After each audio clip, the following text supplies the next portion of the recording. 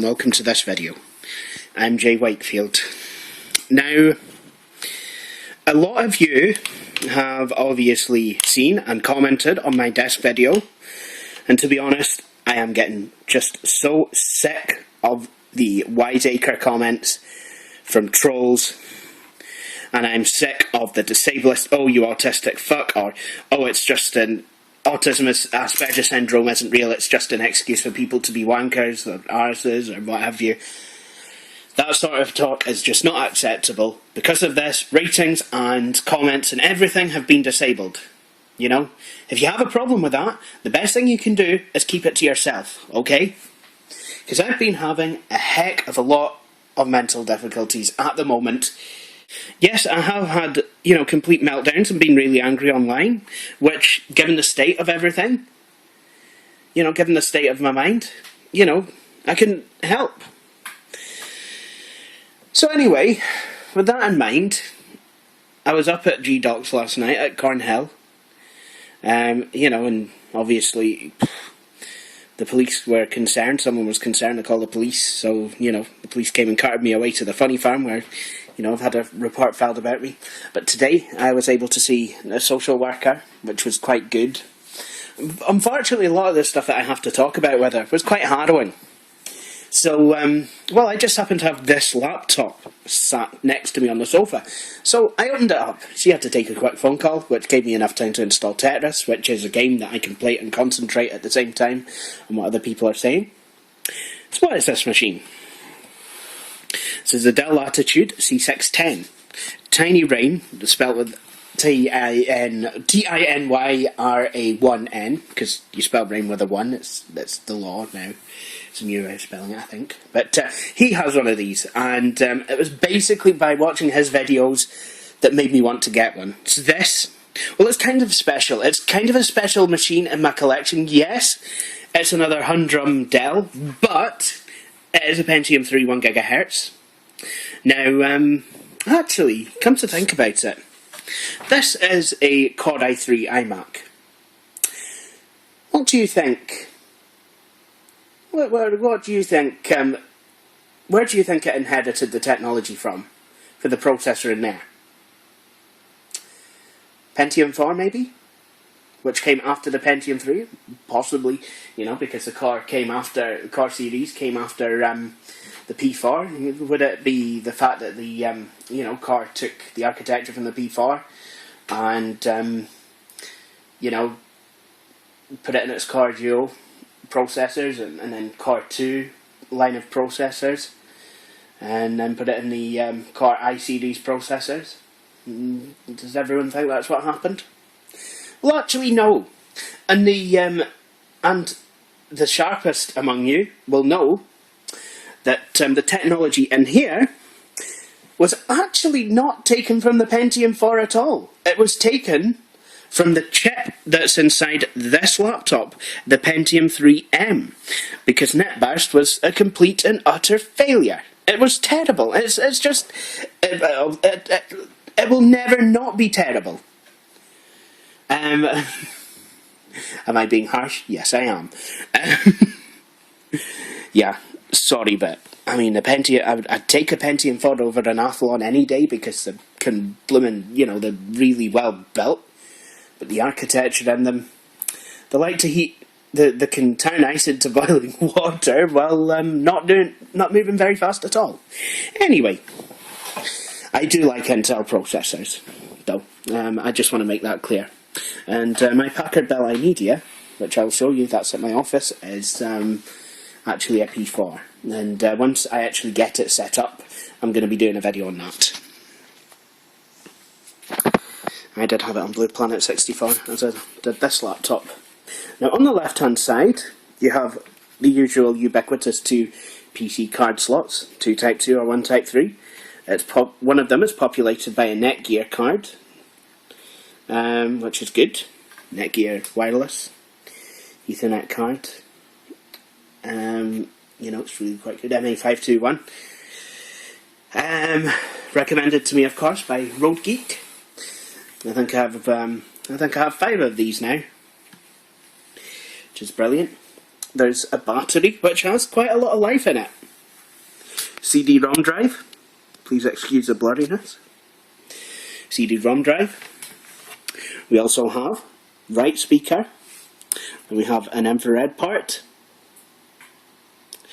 We have headphones, microphone, modem, Ethernet, TV out, and a vent. And then on the back, we don't have the ubiquitous Dell Latitude fan at the back, because it's actually mounted underneath. Now there is a wee vent, but the air basically is transferred, you know, down and out as opposed to just out. I'm not too sure how much I like that design, but the fan is recessed in a wee bit, so it's not just kind of, you know, overheating itself. However, you know, I must admit, I think I prefer for a fan to blow out the way and not have any obstruction at all. And to be honest, having a fan directed its airflow underneath a laptop, you know, probably is obstructing it a wee bit. Although having said that, the MacBook Pro, the exhaust system is around the screen, so you know it's kind of around the lid, the hinge of the lid. So work that one out. We have a serial port, RS232, IEEE 1284, parallel printer port, ubiquitous docking station port, and I do have a docking station for this now. Well, port replicator, same as the one I have on my well, from a Toshiba 430 CDT. Oh, and there is a fan. There is a fan that exits here after I spent all that time doing silly laptop. So it must have 2 fans on it.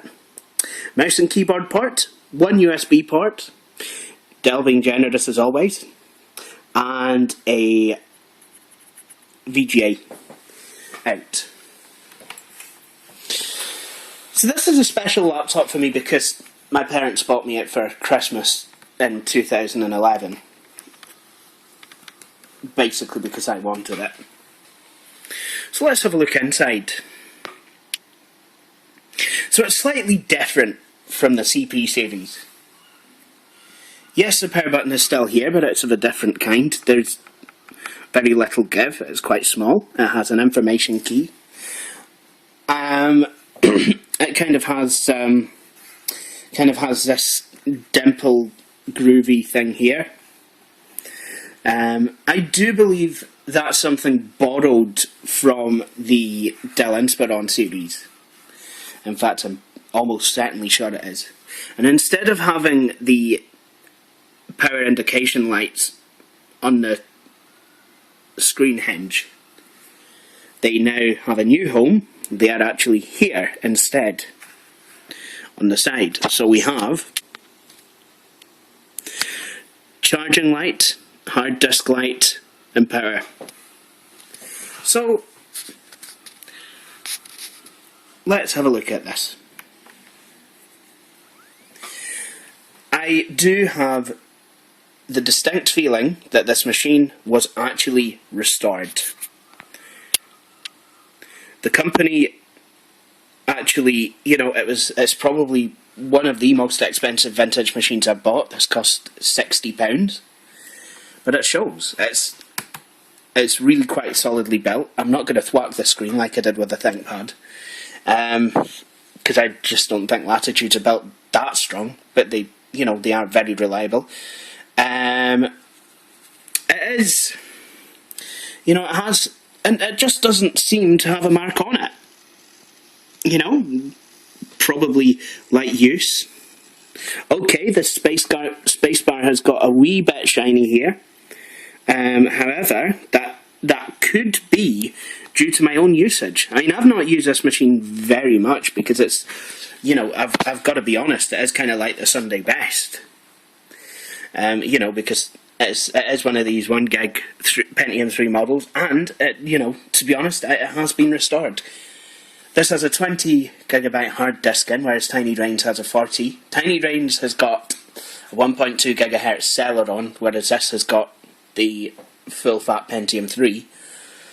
Tiny Drain runs XP on his. He reckons it runs fast. He reckons XP runs faster. But to be honest, with a 20 gig hard disk, and I already have a few XP machines anyway, you know, I wanted this to be a 2000 machine. You know, I wanted to give it at least a fighting chance of playing some older games, which Windows 2000 can do very well. So now we're starting up.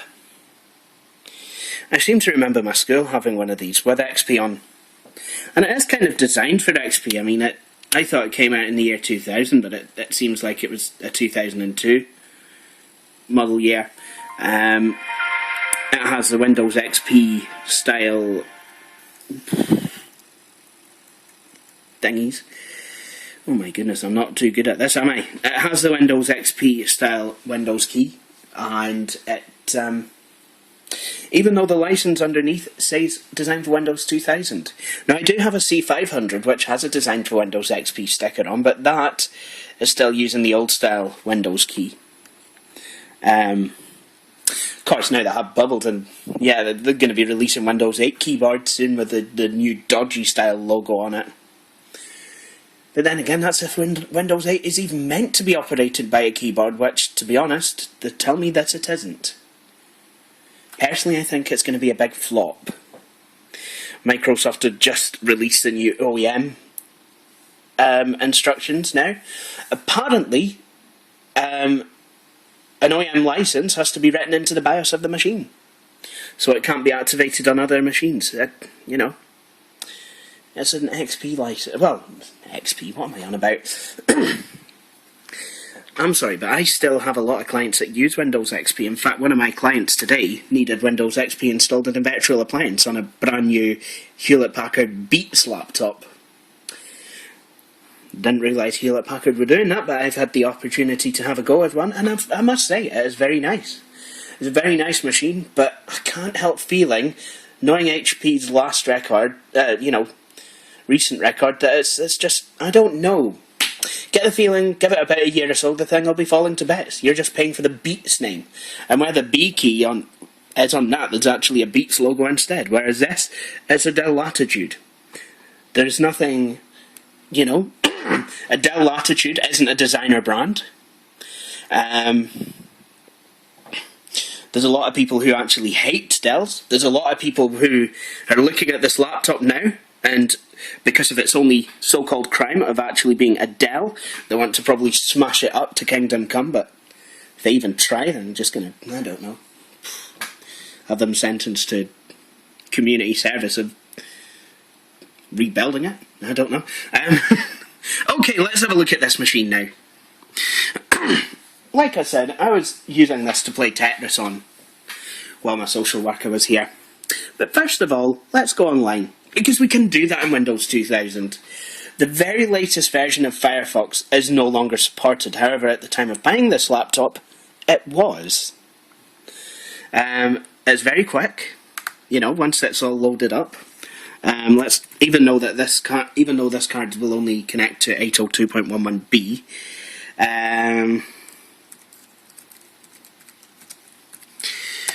.com/UXWBell.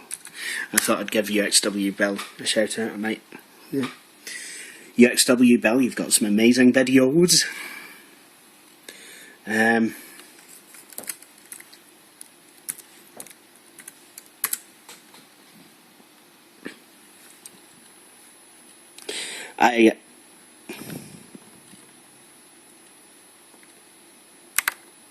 I love the Plymouth K car, the Reliant.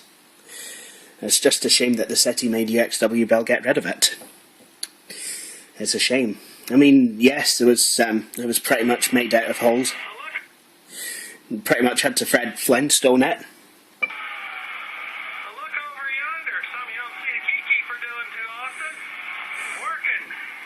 It is quite a jerky frame rate, actually. I'm working too. However, Trash pick speakers were if I drop it, if I dial it back to 240, kind of in bad shape. then it's about as smooth as you want. To the defunct Circuit City and got some new ones on a deep discount. I'll miss Circuit City. It's nice for Best Buy to have. Welcome to Circuit City, where service is state of the art. Not anymore.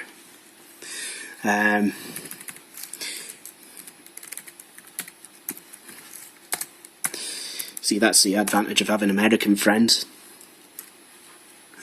Oh look! Road Geek's already in my favourites on this machine. This is absolutely brilliant. So I'll just have a look at some of his videos.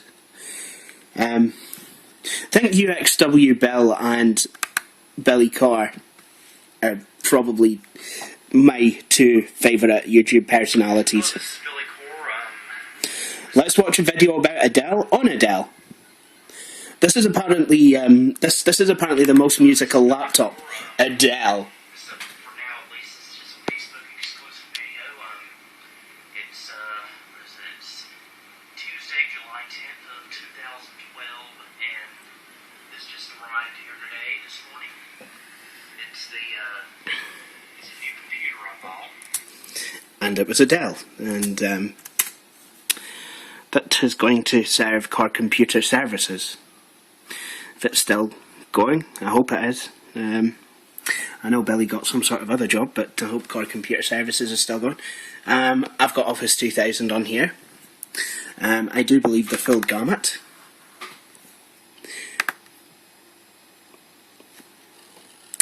No, I was, well, kind of half right. I don't have front page. I'll probably put that on. There's Dell Touch. I even have a piece of software on here called Zoom Text. Now, what Zoom Text is, it's a screen magnifier. And this version works with Windows 2000, which is absolutely brilliant. If anyone can get me a version that works with Windows 98, I would be most grateful. And now what you see is the screen has been blown up. Well, not literally kind of Bin Laden blown up, but you know, it's been zoomed in. Works a lot like Windows magnifier. So you can zoom out and you can zoom in to as much as 36 times zoom. You seen this? This is just daftness. This is just daftness personified. Yep. Nobody can. You can't use the computer with it up that far. It's just not even practical. So we have. You can obviously choose different pointers. So it's like you've got a big black one with the crosshair. Well, yellow, obviously, because I have it set to black normally. With crosshairs, you can have different cursors. You know, the actual I-beam on Microsoft Word. Yeah, or when in any text field, you can have it circled or made larger of some sort. You can have focus, so it's like, you know, if you've got a button or a menu item selected, it can be put in a big box. You can even change the colours. Now, this is brilliant if you have dyslexia. Sorry if I offended anyone by saying dyslexia there. I'm really sorry. You can change the white and black. So it's just changed the polarity of the light. That's all it's done. Or you can go the whole hog and do reverse video.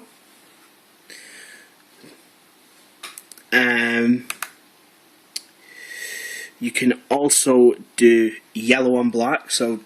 Or you can just make up your own colour schemes.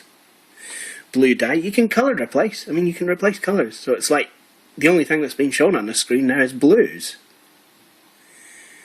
And it's kind of a handsome colour scheme, almost like Windows default. I've obviously changed everything over on this machine to red. And then you can go for the good old favourite black and white. Pretend like, you know, you have a monochrome laptop. It's a Pentium 3, 86, SX. What? Obviously, you can also do black and white video, white on black reverse video, which is, yeah. Or you can replace grey. I mean, these are some of the, obviously, these are preset ones. Obviously you can customize, you can effect, black and white, reverse video, dyed, so it's like you could choose any colour. As you can see, like, it'll give you an example of the colour spectrum. So dyed blue, it's just basically all blues. Now I quite like, well, actually no, I like kind of a teal, minty green kind of colour. So if I was to choose that, I do read quite well on minty green. So I could basically choose kind of a minty green colour, or just go for teal, which is almost like that, but just kind of make the teal have a kind of a green bias. It's kind of nice. And there we go.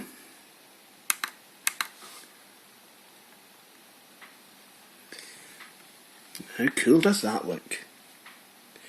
Kind of, it's almost like British Racing Green. Almost want to go and do a documentary on traction engines like Fred Dibner. Look at this farmer. Now he goes to work every day using this traction engine. Right. Let's have a look at some of the games on here. Now this has got a 16 meg ATI graphics card in it. So I thought I would test that out using Ski Free. I was wondering where that had got to. Whoops, that's always good.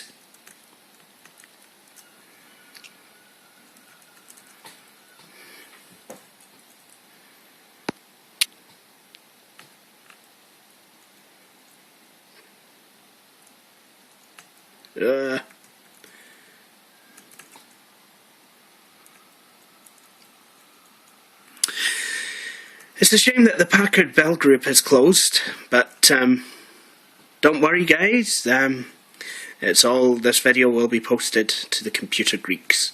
The Computer Greeks group! That was well done. Well done, Jay. Although there is a new Packard Bell Group that has been opened that is nothing to do with the management of the old one. So if you do want to kind of join that, you can do, but neither me or Billy Carr or any of the old admins are in charge. Now on this white screen you can actually see a slight imperfection here. Yeah. Oh dear. See, there it is. And it's nothing I think to be too alarmed about. I think there were probably slight burning in this laptop's previous life. But I mean, it's absolutely fine. I mean, the machine works absolutely perfectly. It actually came with Ubuntu pre-installed. But I wanted a Windows laptop, so yeah, I put paid to that immediately. I'll just see if I have any other games up here to hand. I could probably get a DVD drive for this thing. I was given a CD banner, but unfortunately it doesn't seem to work so well, and the eject mechanism on it is definitely broken. Well, or breaking. It's dying. It'll soon have changed its mind about being an eject mechanism. Oops. Now, so I guess that this actually concludes the video of this Latitude. It's a brilliant gaming laptop and a brilliant business laptop. I reckon you could still use it today. You know, for small businesses and, you know, word processing work and stuff like that. Do you know, there's machines like this that'll get thrown out. However, there is one slight issue with the C610, which I can't remember whether it was UXW Bell or Brandon Bishop that highlighted this. But the lids on these, the hinges aren't the best in the world. I mean, you get this to a certain angle,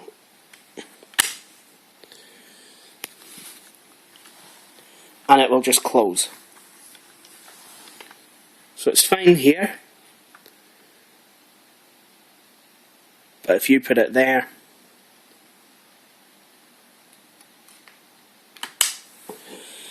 it'll close. But I mean, it's not bad. Like I said, you know, it has been, I believe that this example has been restored. So, you know, it is quite good. There are a couple of odd marks on here.